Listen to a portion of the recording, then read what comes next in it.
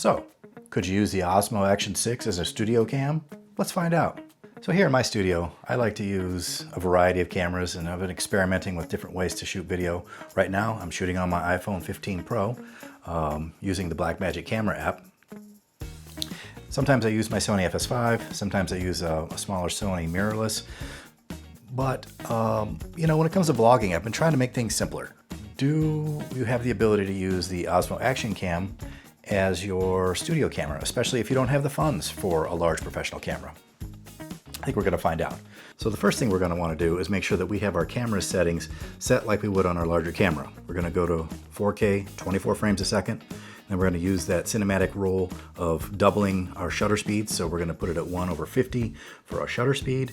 The other stuff I'm going to kind of leave, let it do this auto white balance because it's in the studio, so it should be fine. Auto exposure should be fine. I'm trying to make sure that I throttle down that ISO, not going over 800, as you can see there on my settings.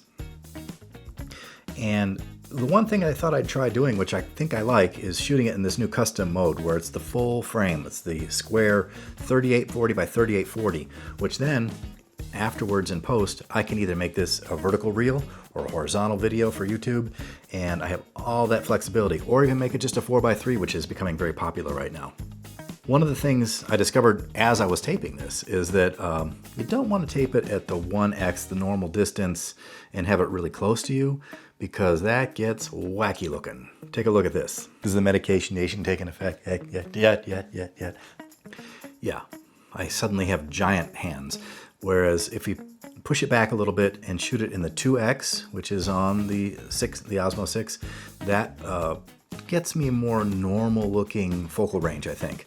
And I think I would recommend that. And I understand it's really a proper, I don't know if it's computer based, it's not optical zoom, but it's much better than the previous versions in the zoom department. It's less of a crop and more of a digital solution. And so I think it looks better, and it gives us something that we can work with later in post. Then, of course, we observe all the same rules we have with our lighting. You know, I have a single key light. I do have a little accent light over here, which is sort of playing off the neon sign, sort of like acting as if that's casting the light over there. And I have another light on this side that's playing off of my gobo, that's putting the window look on the back wall. That's what's motivating sort of the color over here. Plus, it's that cool, like, you know, blue amber vibe.